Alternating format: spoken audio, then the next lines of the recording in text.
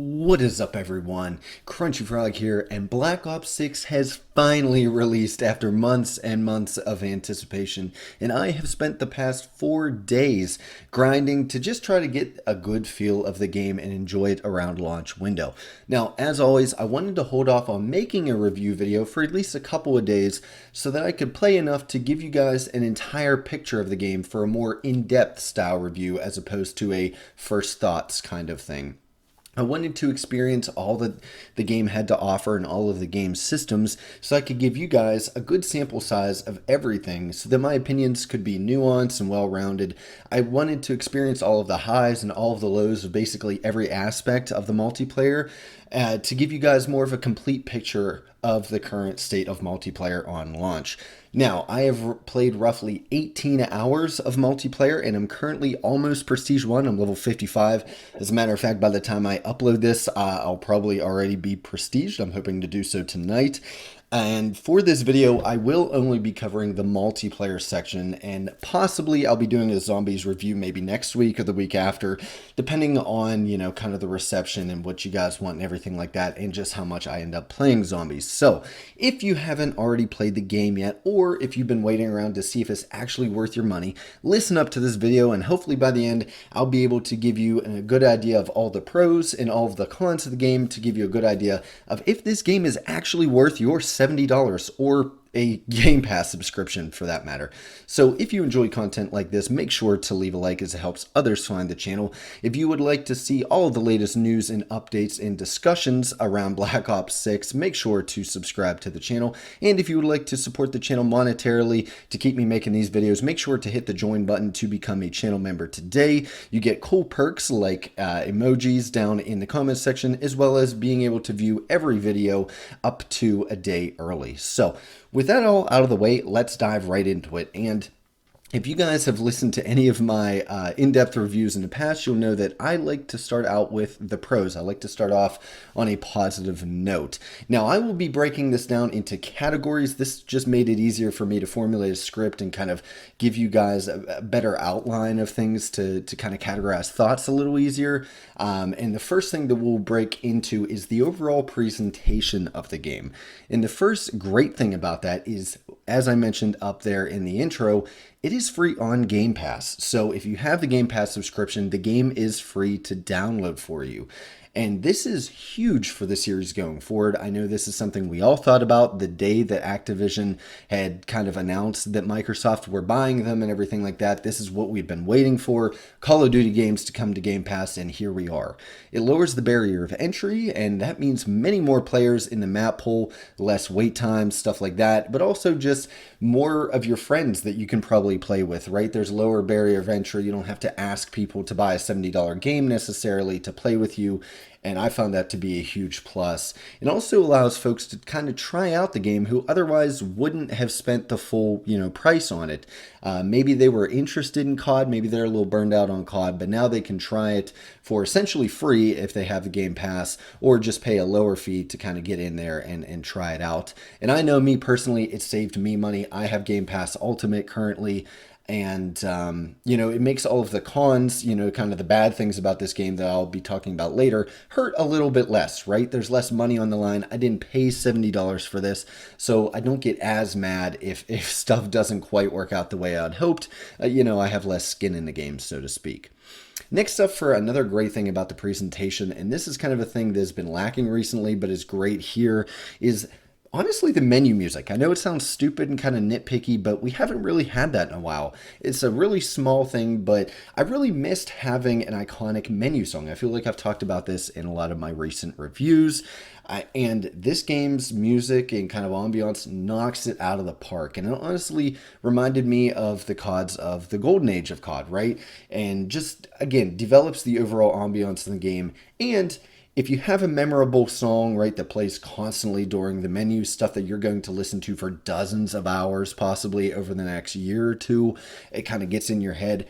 And this might be a song that we look back in reverence, with good feelings later on, maybe in 2034, whenever we're all old and washed up watching videos on YouTube, like we do now for games like Modern Warfare 2. It just little things like this help build the game out and make it feel special as opposed to just more slop added to the pile.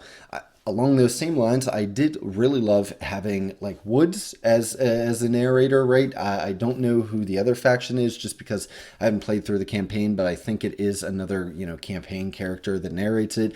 But just a little detail like that kind of adds to the immersion of the game. And again, if you've watched my previous reviews, you'll know that immersion has been an issue lately. And so I love seeing, little things like these that kind of add to that whole, experience.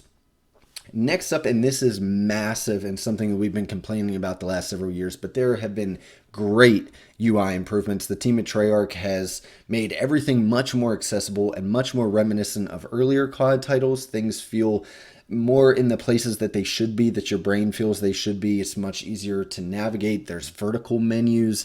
They're much easier to read and access. And again, it feels more like old COD titles. If it's not broke, why try to fix it? And in the case of Modern Warfare 2 and Modern Warfare 3 the last couple of years, they definitely broke it while trying to fix it. So I'm glad that we've reverted that, and the game is just so much easier to look at in the menus, so much easier to navigate.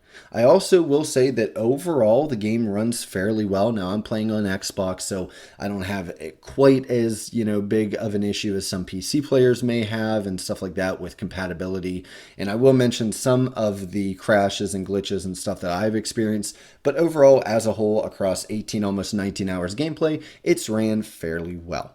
So the next category here in the pros section is the maps. Now, I will have a lot of negative things to say about the maps later, but for right now, I do have to say, I have to give credit where it's due, and the maps are unique and varied, at least from a visual standpoint. Treyarch has kind of always done a good job of mixing it up and giving us interesting to look at maps, and that continues here. And I'm really hoping to see much more cool maps and cool themes and cool locales and stuff in the upcoming post-launch seasons as well. I will say that I do have a couple maps that I enjoy. Maps like Subsonic and Payback are kind of fun, both from a visual standpoint, but also a gameplay standpoint. But, there's also some of the maps that I do enjoy are just not great across all of the different modes, and we'll talk about that later. So it's kind of hard to pick favorites right now because some I love on one game mode and hate on the other. But some of them definitely are cool, and at the very least, they're inspired. I'll give them that much. And again, we'll talk about some of the negatives here shortly. Next up, I have some positive things to say about the guns and just the overall camo system, and I really enjoy that they were able to bring a bunch of new weapons to the series, which for a series that's this long in the tooth is kind of a difficult thing to do. I was kind of admittedly worried, and I've voiced this opinion in previous videos, but I was worried about the time period not being different enough to have new weapons to the series, right? I figured it'd be a bunch of rehashed stuff that we've had before, and I'm happy to say I was wrong. But with that being said, the returning cast that are coming back, your tried and true weapons like the AK-47 and guns like that are very well represented. Kind of every gun that you would expect to see in this game so far is here, and there's a bunch of new faces that really stand out and are kind of fun to use. And also, speaking of things returning, the one thing that is not returning that I'm so happy of is there is no riot shield in this game. Finally, they listened to our complaints. They got the riot shield the hell out of the game, and I could not be happier to get that out of the meta, to stop seeing people walking around with turtle shells on their back, stuff like that. I'm just so glad to see the riot shield gone. And as I mentioned above, some of the weapons are generally interesting, at least from a visual standpoint, down to how they perform, and they felt interesting and cool to use. So I'm glad to see them mixing it up and actually, not just copy and paste of every single weapon. The attachments coming without negatives are also a huge thing. I no longer have to, get a board in front of me and start running calculations of, is it worth putting on this, grip if it takes away this amount of ADS speed, but it gives me this much stability, stuff like that. They're much more straightforward. Here's a grip. It makes you, have less recoil. That's it. Here's a silencer. It takes you off the minimap. That's it. Here's a sight. Doesn't hurt your ADS speed. just makes it easier to see targets. Stuff like that is much more straightforward. That means it cuts out a lot of the dumb attachments that aren't really needed, cuts out all the waste and stuff like that. It's much more streamlined, and I love it. The camo grind is also extremely fun. We'll touch on this a little bit as well when I talk about the overall progression systems, but I am extremely excited for this year's camo grind, and I'm really excited to have headshots back as the main challenge. For those of you that don't know, they went back to a much more traditional system where the base camos are all unlocked via headshots, just like the good old days, and then you kind of step into the special camos and then the mastery camos afterwards. But so far, I haven't run across any terrible challenges. There haven't been any challenges that really made me, kind of sigh and say, "Oh, I really don't want to do this." At least so far, right? I only have 4 gold guns right now, and all of them are ARs. But I have looked at a handful of challenges from other weapons, and none have made me super, dreading like past years have. And kind of with the camo grind and everything, I actually love the fact that you get the same camos for every gun to start. It kind of builds a familiar grind for each weapon, and it's kind of that old school style, but it gives guns, in my opinion, a better sense of progression, right? Every gun, you work your way up through the ranks, and you start to associate different camos with, different levels of achievement, right? You start to associate a certain camo with, hey, this means I've gotten 50 headshots on the weapon. I really want to get more headshots so I can start using that camo until I unlock the next. Stuff like that, and giving more of a static list of camos, unlike past years, really kind of adds to that sense of progression with each weapon, as opposed to just 4 random camos that don't really mean much and you'll never see them again. Now, that's not to say I hated, Modern Warfare 3 and Modern Warfare 2's approach to it, but this is just refreshing to kind of get back to the basics and get back to what really worked with the golden age of Call of Duty. I also will say, along this line with the camo grind, I really, really, really love the fact that you do not have to level guns up to start unlocking camos. Day 1, you can pull out the, your new weapon that you want to use, and immediately every headshot you get counts. And that leads to, less feelings of loss or FOMO that you think, oh, I'm getting all these headshots right now, but they're not counting. No, they start counting from day 1, and that is a great design decision by Treyarch. And really, overall, the Create-A-Class system, the Gunsmith system, is great. I love the perk specialties, where if you equip 3 of the same perk, you get like an extra bonus perk. I know right now the blue, I forget exactly what it's called, but like the blue perk specialty is kind of a little bit OP right now. A lot of people are complaining.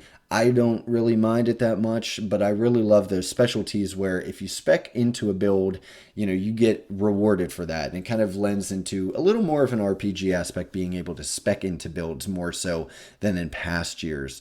The Gunsmith, as I mentioned above, is also much more streamlined, less BS attachments and stuff that you'll never use. I really love the vertical UI. I can see all my classes instead of them scrolling at the bottom like in the last couple of years. And I love the weapon variants stay consistent. So if you start building, an XM4 and then you put it in another class, or you go to use it in zombies, that variant is saved. You're just constantly updating your variant. Now you can make multiple variants so that you can switch it up, maybe have a build just for multiplayer or a build just for close quarters combat as opposed to long range, stuff like that. But overall, if you're only using one thing but you constantly want it accessible, you don't even have to save a blueprint, so to speak. The game just kind of does it for you, and I thought that was a very nice touch. I also love that camos can be applied to even the Masterworks style skins, right? So if you get a really cool skin either in the store or maybe on the Battle Pass, but you still want to show off your gold camo or diamond camo, they integrate really well. They took the extra effort to make sure that, all of the extra aftermarket parts, so to speak, that you see on those skinned weapons still work really well and react really well to the camos as they're applied. Something that games like XDefiant still haven't introduced. In games like previous CODs haven't done all that well, but it works here. So again, the camo grind is kind of that much more fruitful and enjoyable because you know that no matter what skin you end up rocking on the gun, at least from an aesthetic standpoint, you can still use the camo on it, and that's really awesome. Next up is just the overall gameplay. And I will say that, as always, they keep refining this. I feel like year in, year out, it's like they're tweaking it perfectly every year. I don't know how they can get much better, but the kill sounds, the hit marker sounds, the headshot sounds are so crisp and rewarding. I don't know what it is, but it just kind of just itches that little part of my brain every time, and increases that dopamine cycle there. And especially in a game where headshots are so important for the camo grind, right? You need 100 of them per weapon. Just getting that extra burst of dopamine on top of knowing that you're progressing your camo grind, you also just get that really cool headshot sound and a really cool hit marker that appears when you get a headshot kill, a critical kill. It just, I don't know, it all works so well and just tickles your brain in the right way. And that's kind of COD staple, and it just keeps getting better. Obviously, another COD staple, the gunplay feels great. Now, I'll mention in a bit the desync and kind of netcode issues that can hamper the gunplay feel, but overall, the gunplay feels snappy and responsive, and it's Call of Duty. I don't even really have to explain it. That's stuff that they knock out of the park year in, year out, why millions and millions of people play it every single year. They've had decades to refine this, and it's perfect here as well. I'm also happy to see Gunfight return. It's one of my favorite modes, especially just to play with one or two friends. A lot of the past games haven't had it at launch. This game knocks it right in at launch. And honestly, the maps that they include for it aren't that bad. I didn't mention it up and above in the map section, but I've played several, I think all of the Gunfight maps now by this point, and they're not too bad. I enjoy them for the most part. And I really enjoy that they've added face-off, like the 3v3 respawn type variant of it already. It just feels like we're able to pick up from where we left off, and this is the one instance of them not drip feeding content. Again, I'll get to that later, but this is the one instance where they kind of give us right from the get-go, so I'm super happy to see that. I'm also happy to see some tweaks to the core game modes and some of the rules around them, and honestly, they've improved the game modes for the better. Stuff like the domination flags now being zones of the map instead of just a circle around the flag. Different things like that have made the game modes feel and play better than ever. And again, as I mentioned several times in this section, this is just the standard for Call of Duty. When you buy Call of Duty, no matter what year, no matter what's on the front cover, you have that underlying expectation that's going to be that crisp, refined, snappy Twitch gameplay. And I really have to say that this is as good as it's been in recent years. Netcode issues aside, whenever everything's working, when you're on a good host, everything just feels so good and so intuitive and responsive. And, obviously that's what you come to expect, and I'm happy to say they delivered this year. Next up, looking at more of a content side of things, what did they give you to chew on, right? This is a game that's meant to be played for an entire year, if not longer. Is there that stuff that keeps you coming back? And I'm happy to say yes, absolutely. There's tons of challenges and calling cards. As a matter of fact, they've kind of reworked the calling card system to feel more like classic COD games. I actually found myself searching through all of the calling cards to find what challenges I needed to try to get a cool calling card. And that just happened organically. That wasn't, I didn't watch a YouTuber say to try to get cool calling cards. It just happened organically. And that's something that I haven't felt in a COD game for years. Honestly, maybe since like Modern Warfare 2 or Black Ops 2 back then. They don't give you a whole bunch of filler ones to start. I know they probably will in the store, but at least at launch, you find yourself wanting to complete challenges to get really cool calling cards. If someone kills you and you say, wait, how did they get that calling card or that emblem? You now can look and accomplish that challenge for yourself. And it just, again, feels like older CODs in that respect. And so that's a major plus in my book.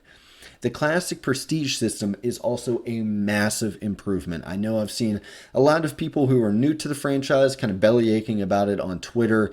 They don't know any better. They were never here for Golden Age COD. So to them, kind of pushing yourself back into progression for the prestige logos and everything is a weird concept.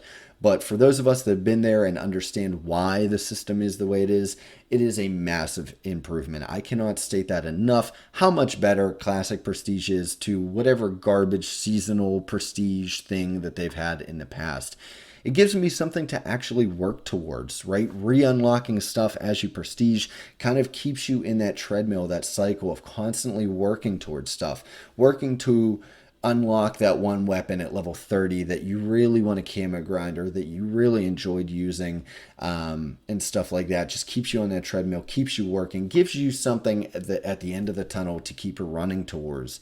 And it's also a finite and impressive feat that seasonal prestige or infinite levels that we've had in the past just didn't quite match, right? You know, from the get-go, from day one, you can start at level 1 and work your way up to prestige master. The ranks are there for you.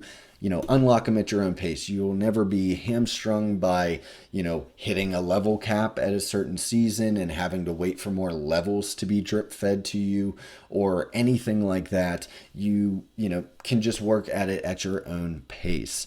And I will say that it's super worth it to prestige, even if some people disagree. I find it super worth it to work through and unlock all the cool rewards, especially the prestige rewards that you get, like all of the themed, skins and different things that you get with each prestige. And then the master prestige ranks, getting all those super cool badges and level insignias from the past games is really cool stuff to work towards. It's not just you press prestige and that's it. There's actual rewards that reward you for, kind of resetting yourself to level 1 and continuing the level grind. And this game, I've actually found myself wanting to sit down. As a matter of fact, as I'm recording this, I can't wait to stop recording to get playing again, to start leveling up and to try to prestige and to get as far as I can. And that's something that happened organically and something that I haven't done or felt in years. So kudos to the team at Treyarch for giving us classic prestige. I'll probably do a whole video later breaking down everything and my thoughts on the new prestige system the old prestige system that they've given to us. But safe to say it is a great addition. Overall, just in general, the progression is incredible in this game. I love little things like the reticle unlock and challenges coming back to the game, and even the medals, right? You get a medal every time you get a cool kind of kill in the game. Bring a sense of accomplishment and more stats to keep track of and everything like that. You get to see how many double kills you've had or how many times you've killed the best player on the other team. Stuff like that we had in past games, and it's just been kind of watered down or left out of recent entries. It's really emphasized here with this game. Also, one of the new additions that I really, really like to see is the weapon / equipment / killstreak mastery badges that you get, including the way that it tallies up your total kills or your total, whatever with that specific equipment. Gives you just, again, more progression, way to show off your hard-earned accomplishments. Maybe you really like a gun you want to show off to everyone in the endgame screen if you get there. Hey, look, I really like the XM4, for example. I have 4,000 kills with it. That's something that I want to show off. And this is just another great progression thing. I love whenever they keep stats for you and give you a way to show off those stats or lifetime achievements, so to speak. Also, I mentioned this a couple, sections above, but the camo grind is great. It feels rewarding. It doesn't feel too fast or too slow. Obviously, that might change as I get into weapons that I suck with. Right now, I'm using ARs that are typically my bread and butter. But overall, as of right now, the camo grind is great and well thought out and designed. The game has possibly the best quote-unquote treadmill for progression and bringing you back in the carrot at the end of the stick, so to speak, that we've seen to date, honestly. It combines a lot of the old Call of Duty traditions with a lot of the new seasonal incentives and everything like that that recent COD games have implemented. And I just feel like this is one of the games that really rewards you best for progressing and grinding the game.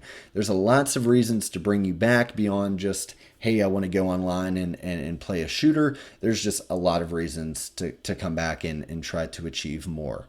Now, I won't be talking about the zombies here today. Again, I'll be doing a whole review, but the progression in that mode as well is just incredible and also ties back in with multiplayer progression. I love that the levels are intertwined and stuff like that.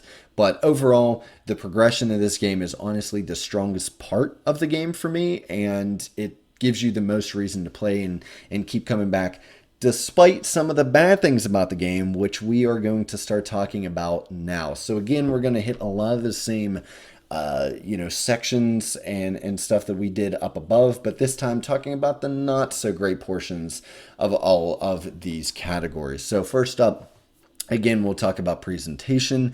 And the first thing that I noticed is it does not feel like a 4-year game.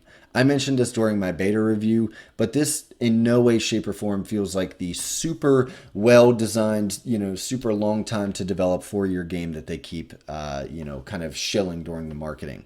To start off, there's only 12 maps at launch. They promised us 16, but neglected to mention that 4 of which are only gunfight maps. So if you don't play gunfight, you're really only stuck with 12 maps, which is kind of a pitiful offering. Again, especially for a 4 year game. There's only 33 weapons, and while the weapons are mostly good, and 33 isn't a terrible amount, it's also far less than we've gotten in past years, again, on lower development cycles than this game. And the game overall feels good. It's overall a solid game, but there's nothing groundbreaking. Like when they kept touting the long development cycle, I was kind of expecting an over the top experience, especially with how marketing kept selling at 4 years, 4 years, 4 years. Just nothing felt groundbreaking or over the top by any means. And despite it being for the most part polished, it's still not completely polished or bug free. I don't even want to say that it's significantly more bug free or polished than past years. Obviously, it's a little more solid, but again, it's not a night and day difference that I would expect from them having another year plus to work on the game. Maybe I'm wrong here. Maybe other people's experiences are different and they've had a flawless experience with the game, but it's just not how I see it. And even the one thing that they've tried to tout as the big thing that they were adding in, Omni Movement, just feels more gimmicky than anything and not a major mix up that would have taken years and years of development. Just feels like something that they tacked on just to, ramp up the sweatiness even more.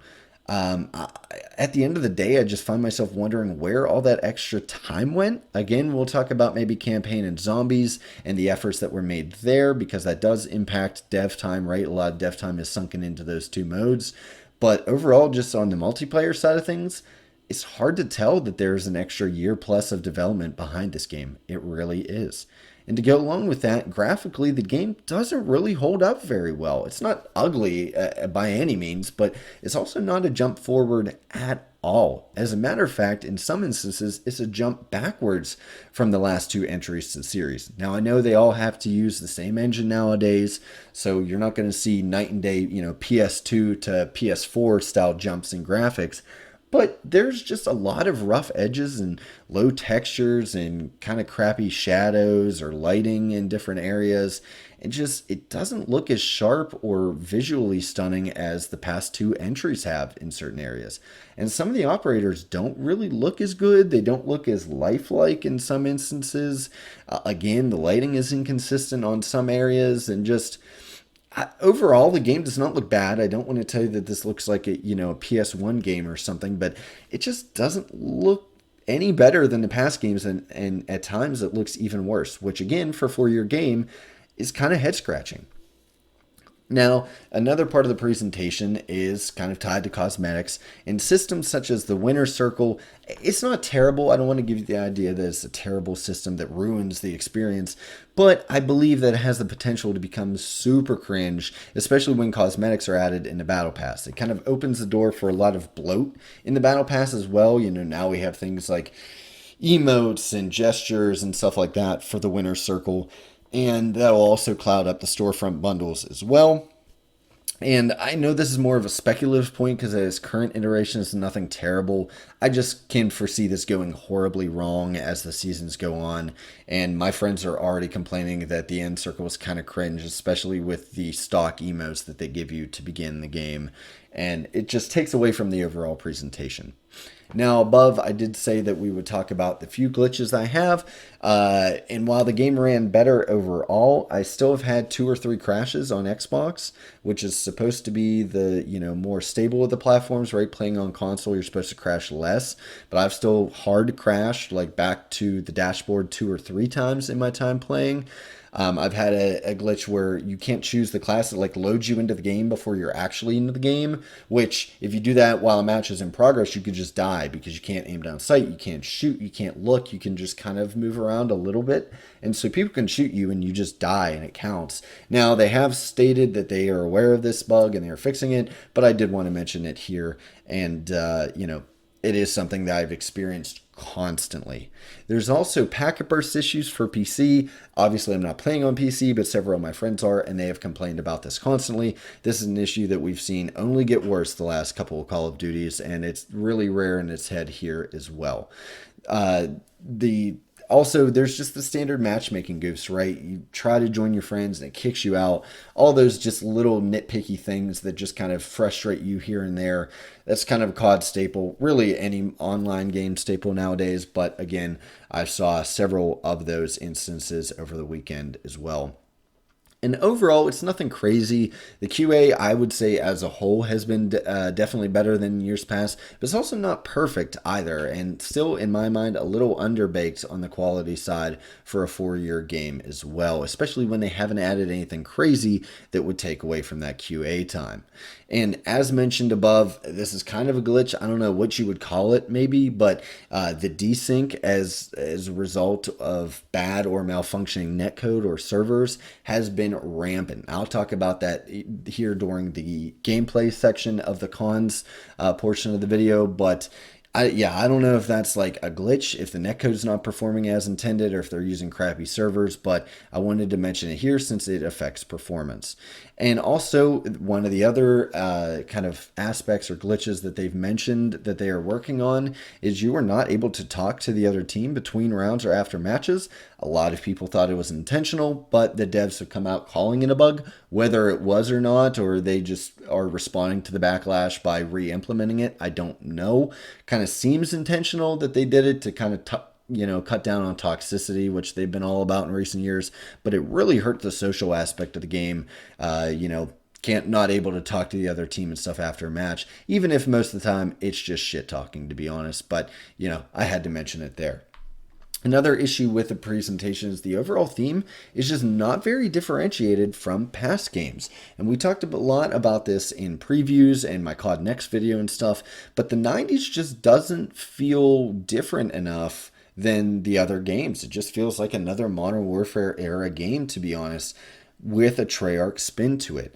And that coupled with already crazy Vault Edition skins being in the game and stuff day one, it just already, the game starts out with no cohesive feel. And stuff like the menu music and the operator, or, Frank Woods being an announcer and stuff does kind of help this, but overall there's just no cohesive theme. Like if you boot this game up and ask somebody, when does this game take place? They're not going to know. What's the main theme of this game? They're not going to know. It's just a generic Call of Duty game. They've all just started to resemble this gray mass. And that really started with Modern Warfare 2. Honestly, I believe it started before Modern Warfare 2. It was always kind of brewing, but now every game just feels like a gray blob, the same as last year, and we'll probably have very similar skins added in throughout the time, and, the same guns that we've used 100 times, stuff like that, and it just doesn't differentiate itself from past games at all. And, some may say that that's kind of more of the Black Ops identity. It doesn't take itself as seriously, so wild skins are going to be in the game, and it has more of a license to be wild and wacky. And I'd agree with that, but it still sucks to see a game come out that's just kind of generic and identityless instead of something with a strong underlying theme that is strictly adhered to that makes you feel a certain type of way while playing it. Now, I will say that this is probably just going to be the norm going forward, especially with the Modern Warfare games kind of just becoming a hodgepodge of nothingness and kind of incorporating everything into them regardless of, time frame and stuff like that. I just foresee this being the future of Call of Duty. They're kind of chasing that Fortnite tail, so to speak, in terms of, just adding in all of the basically everything they can, regardless of whether it fits to a theme or not, just jamming in whatever can make them money. Next up on the con list is the maps. Now, I tried to say a couple positive things before, but let's be honest, the maps in this game are terrible. And this is not it is a subjective point of view, but it's not something that only I think. This has been widely criticized by most, if not all, of the community. The maps are just not good. And matter of fact, it's possibly one of the worst launch selections of maps in recent years, if not ever. Now, there are a few standouts that I mentioned up above, but most of those even only play well on one or two modes. So some maps that I thought I really liked, I played them in another game mode and thought they were absolutely horrible. They were abysmal. And the terrible spawns honestly make this problem worse. And we'll talk more about the spawns here in a bit. And it led to some maps having insane spawn traps and terrible flow from spawns, stuff like that. Not, Protocol being one of the biggest examples. If you get spawn trapped at A, your life is over and you might as well quit the match. Stuff like that. And that just leads to a lot of these maps having terrible flow, which is the biggest part of a game. It helps the overall gameplay feel match to match. It also changes up the skill gap rate if you can control map flow. But a lot of these maps have just terrible, almost random feeling flow. Some are even, they feel like what people call Swiss cheese maps, where there's just everything's connected and there's a million different sight lines and stuff like that. And there's a lot more randomness pumped into these maps than I feel there should be. And that affects the flow of each map. They also seem to cater way too much to that ADHD style, shipment type gameplay for camo grinding or level grinding, where everything's just these small compact maps where you're fighting 24/7, like you have to do a line of cocaine just to even function in some of these matches, which stuff like omni movement and skill base makes even worse because everyone's sweating. And yeah, I mean, even that ethos doesn't hold up on some of these maps because despite them being tiny and frenetic and everything like that, they're not laid out well. So you can't even really realistically or reliably grind your guns or, challenges, headshots, stuff like that, like you could on Shipment or Shoot House or some of the other, grindy, frenetic maps of the past. So you combine all of the negatives of having that tiny, chaotic map without any of the positives of it being really good for camo grinding or level grinding, stuff like that, because they have such bad flow or weird layouts. And as stated before in kind of the presentation section, I don't feel that there's nearly enough to have on launch. There's only 12 6v6 on launch. And again, for a game that was in development for 4 years is crazy, especially when you take into considerations the leaks that confirmed that Treyarch had to take post-launch maps from last year's Modern Warfare 3 and cannibalize them, take them out of the season pass and everything last year and add them into their post-launch because they are also hurting for post-launch maps as well. So I'm not filled with hope and positivity that the post-launch offering is going to be much better than what we have on launch. Overall, I was kind of hoping 13 to 15 maps as a minimum for a game that was in development this long. And when not a lot of the maps are even good, having only 12 of them, most of which suck, is just, it hurts even more. And I can also tell that a lot of the ones in the game are just snippets of the upcoming Warzone map. It's painfully obvious that they weren't, perfectly chosen and designed to be a standalone map, but rather carved out from the larger Warzone map, which is super lazy and also explains why some of them don't play that well, because they were not designed for an arena 6v6 environment, but more for that battle royale style house clearing, hallway to hallway type gameplay that you expect in a battle royale map. Newsflash, Battle Royale gameplay does not correlate very well back to arena 6v6 shooters. The map flow and everything like that has to be taken into account, and I feel oftentimes that part is left out, right? And we're just left with POIs from the Warzone map instead of handcrafted environments. And again, that also harkens back to the 4-year game cycle. They didn't even have time to actually give us handcrafted maps. They just sliced off pieces of the Warzone map and fed them to us. That's not to say that none of that takes design or anything, but it just feels lazy and kind of sloppy. And I'm really, really hoping that the DLC maps come out and just kind of wash this away, prove me wrong, give us some great post-launch content like Modern Warfare 3 does, but we'll just have to wait and see. Next up, I want to talk about some things I didn't quite like about the guns. Again, there's not that many on launch. 33 is respectable, but nothing crazy. Weapon progression also takes a bit too long to max level. It doesn't really matter for camo grinding anymore, but some of the attachments that you might want to use are locked pretty late. And some weapons seem super underpowered. I don't think the balance is overall terrible in this game. I didn't even really mention it in my review because it's neither bad nor great, but Just some of the weapons as I've started using them seem noticeably underpowered. Definitely some buffs are in the future for a lot of these guns. I'm also not a huge fan of the headshot multiplier being removed or nerfed in most cases, especially when the whole camo system hinges on headshots. I've gotten 4 or 5 headshot hit markers before, which is just insane. It should never be a thing. 2 or 3 shots to the head maximum should down somebody no matter what. And keep in mind, this is all with me mostly using assault rifles for my game time. And assault rifles are, I think, the only class or one of the only classes that still do have a headshot multiplier and stuff like that. I haven't even experienced the worst of these yet, but I have a friend that has been grinding SMGs and pistols, and he has been hating his life trying to get headshots because there's no multiplier, and it just kind of makes the whole experience suck.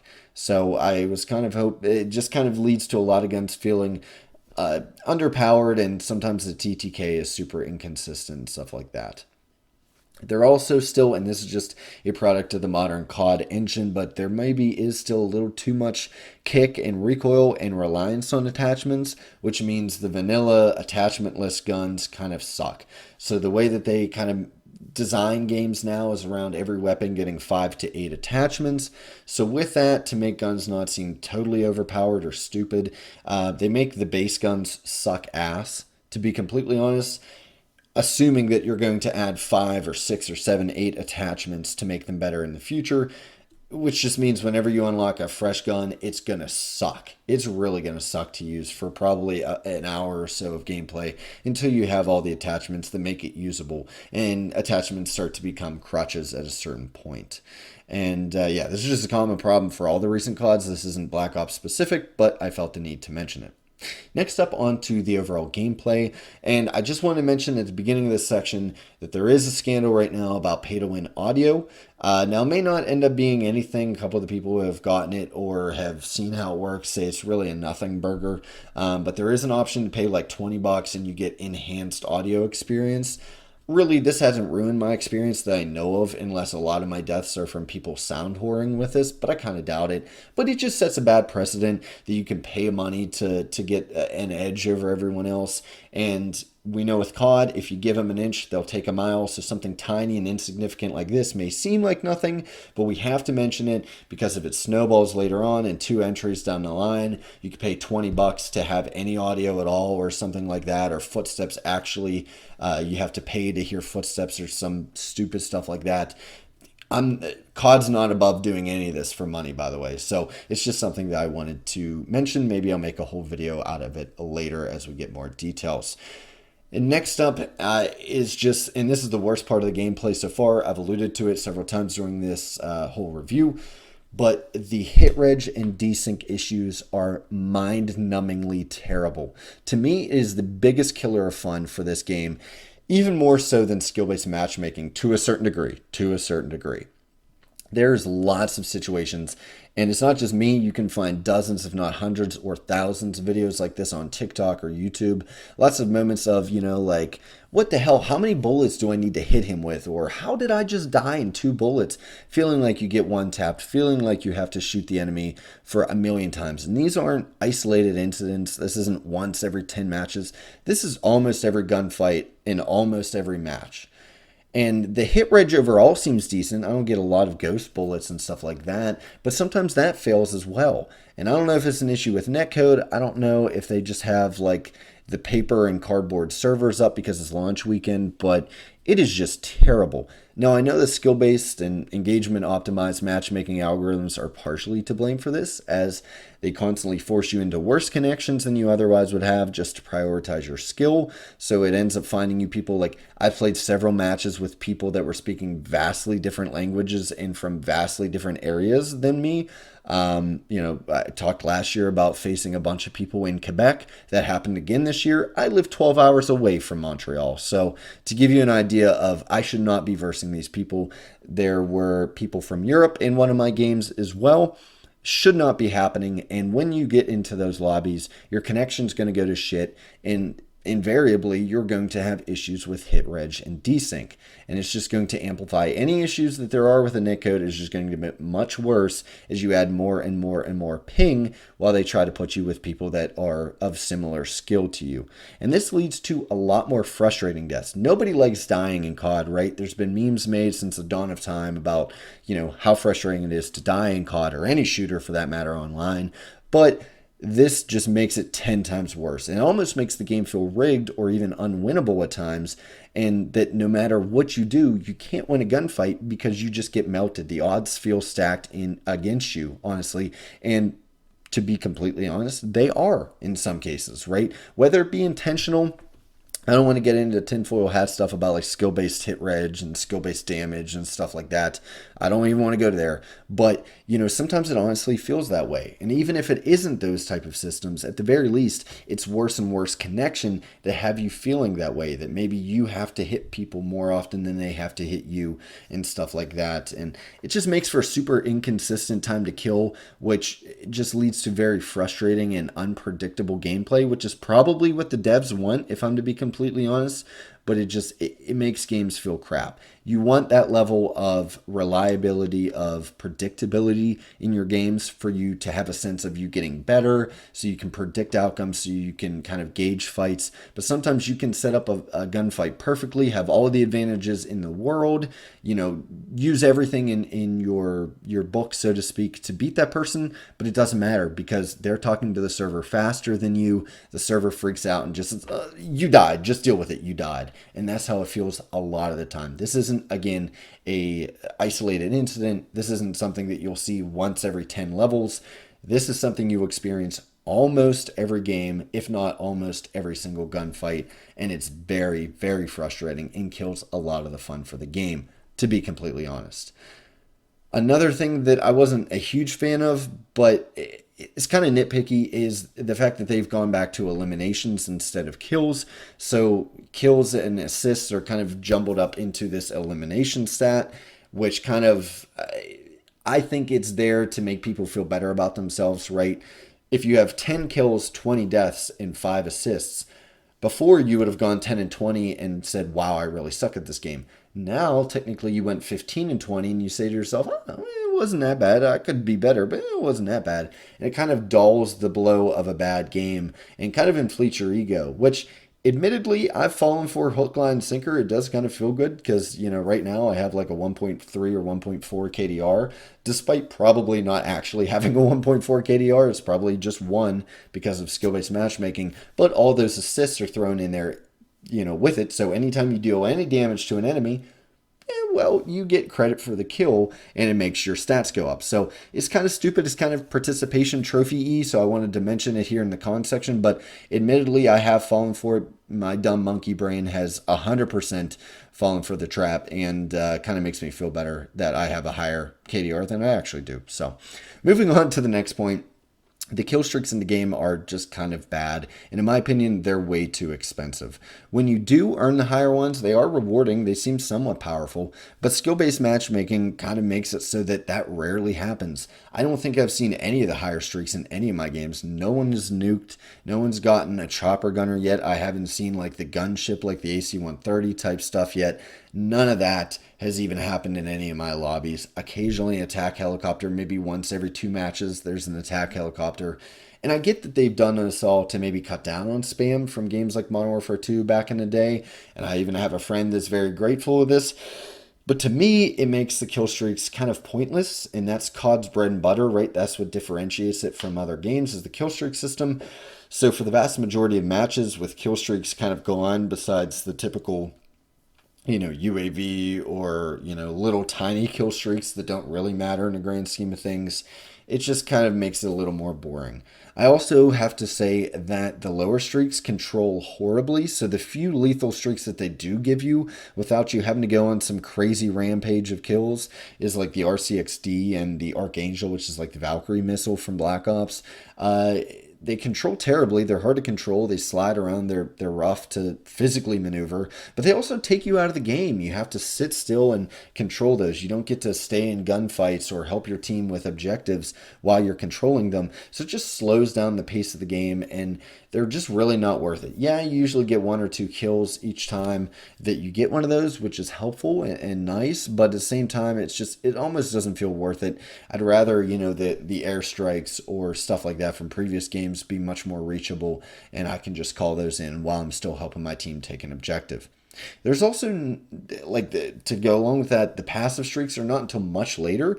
As a matter of fact, I've been doing decent with the game, and I still have only gotten, I think, 1 or 2 attack choppers before I switched that out for napalms. And even then, I've only gotten 10 or 15 in 18 hours of gameplay, 19 hours of gameplay. So you can call me bad all you want, but this is a common shared experience amongst a lot of my friends and a lot of the YouTubers and people on Twitter that I've talked to. They're all kind of saying the same thing. They've hardly gotten any high streaks, and that's just kind of where COD is nowadays. Last but not least, in the gameplay section, the spawns are hot garbage. You've probably heard a ton of people talk about it. We talked about it up in the map section, but the spawns in these maps are just terrible, and it ruins the flow of games, and they need fixed. Every year COD comes out has horrible spawns. They get fixed over the course of the year. The next COD comes out and they're dog shit again. We are currently in the dog shit again side of things, and it really makes the maps feel even worse than they already are. Next up, we have the content section. Again, lots of positive things to say about this, so I don't have too many negatives here. I will say that the progression is a tad slow. The levels seem to take forever. And none of the XP tokens carry over, which I think is a very poor decision on Activision's part. It kind of feels like a slog to level up, especially the last few levels. I get that they wanted things to feel meaningful, and they didn't want people at max prestige day 2. I get that. I don't want super easy levels either, but maybe they undertuned it just a bit. And I will be mentioning this later, but there's not nearly enough maps and modes. I've not mentioned later, rather mentioned earlier, but yeah, I don't feel like there's enough maps and modes. They took a lot of the modes that were in Modern Warfare 3 or Modern Warfare 2, any of the past CODs, and again, wiped the slate again, and we're back to only a handful of modes that we can play. And they're definitely just going to drip feed us this each season and call it new content. We're re-releasing stuff that we just had, 4 months ago in the last game. Now they have to slowly integrate it to this game, and it's kind of crappy. But again, that just ties in with the 4 years thing. I don't think there's nearly enough content in this game, aside from the progression systems, for a 4-year game, and that's just kind of the summary of that. Finally, last but not least, I had to mention it because you guys know on the channel we always make mention of it. But the last negative thing I'll say about this game is, of course, skill-based matchmaking and engagement-optimized matchmaking are back and arguably tuned more than ever. They are just, oof, man, they do not want you doing well. They do not want you doing too badly. They want you to be stuck with a 1-to-1 KDR, and they want everyone to have the same experience so that nobody knows a bad time in their lives. And it is just terrible. Now, I'm not going to go into too big of a rant. Again, I have like an hour-long video and a half-hour-long video discussing the topic on my channel. Feel free to check those out for longer rants and nuanced discussion around them. But needless to say, this kind of ruins the game. It's kind of neck and neck, honestly, with desync and the netcode issues I mentioned before as being the biggest issues and ruining the fun for me. But it's been an issue for the last several CODs, and it's never going to change. And honestly, I have to say, if skill-based wasn't in the game, possibly a little better netcode, this could be an incredible COD. This could be one of my more well-liked entries in this series. But inevitably, with the recent white pages and blog posts they've made, they're not going to take this out. They believe the skill-based matchmaking is the savior of Call of Duty, that it is pulling in millions and millions more dollars for them. They are never going to change this. So it's just something that you have to learn to expect. But that doesn't make it feel any better, right? If you walk into a room knowing you're going to get punched in the face, doesn't really make the fact that you get punched in the face feel any better. It just kind of, lessens your surprise over the matter. And I would liken that to how skill-based feels. Again, more tuned up than ever. And once again, the worst part of it is it makes playing with friends miserable. The worst players in the lobby, those that are not as good as the other parts of the friend group just get stepped on the entire time. Even if they're not bad Call of Duty players, they're just worse than somebody else in their party. The lobby tends to skew higher than them if they're at the lower end of the skill bracket of friends, and it just makes life miserable for them. Luckily, I haven't been at the lower end. I've played with maybe some new Call of Duty players and people that are coming back to the franchise for the first time in a while. But overall, it just leads to a horrible experience, and that makes friends not want to play together, and that is the worst part of all this. COD is meant to be played with friends, and it really just hurts that core tenet of COD, to play with your friends, to buddy up, to six-man it. And the only saving grace is that if you do manage to get a 5 or 6 man party, sometimes, not all the time, sometimes the skill-based matchmaking algorithm gets so confused and burns itself out trying to match you with people that it ends up feeling like a more casual experience, and that's where the game truly shines. Again, there's lots of positive things to say about this game. It's a shame that a few, kind of aspects of the game drag it down to just be kind of a middling release. So you're kind of wondering, okay, you've talked for an hour at us, Crunchy. What are your thoughts on this game? And overall, I have to say it's a serviceable entry to the series. I have nothing terribly wrong with it. A lot of the systems that they've implemented make it feel like a golden age COD and brought us back to the much better times of Call of Duty. However, it is, again, heavily hampered by stuff like desync, poor netcode, connectivity issues, lag compensation, possibility for stuff like skill-based hit ridge that people are going to complain about.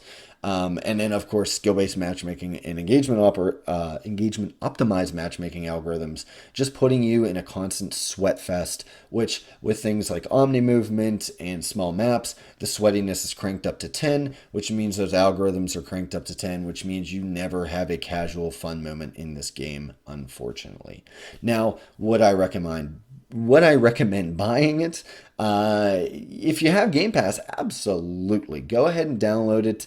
You're already paying for the Game Pass. It's technically a free download for you. Definitely get in there. I urge you to play it. Play about 5 or 6 hours, get a good feel for it, and see if it's for you. Now, if you don't have Game Pass, you're going to end up paying full price for it. It really depends on if you care about zombies and campaign. I would not recommend buying it just for the multiplayer. I feel like it's not, stand out enough to warrant a $70 price tag on its own. But if you're a huge zombies guy or a huge campaign nerd, definitely by all means. I've heard great things about the campaign, and I love zombies in this game, so I would recommend. Otherwise, if you want to wait for a Black Friday sale or something like that, that you're not paying full price for it, I highly recommend. You know how COD does. Within a month or two, this stuff will be $45 on sale somewhere, and I would definitely recommend it at that price point. Overall, I'm enjoying my time with Black Ops 6. Obviously, I've put 19 hours into it over a span of just a couple of days. The progression systems honestly had me hooked, even if matchmaking woes threatened to scare me away for good. But that's just every Call of Duty recently. So if you made it this far, guys, and you've enjoyed the video, make sure to leave a like. Once again, it helps others find the channel and find this review. And let me know down in the comment section below what your thoughts are on the game. Have you enjoyed it? What are the aspects that you've really loved, and what are the aspects that you've really hated? To stay up to date with all the latest Call of Duty Black Ops 6 news and events and discussions, make sure to hit the subscribe button. We'd love to have you along. And until next time, guys, this has been Crunchy Frog. Have a great day.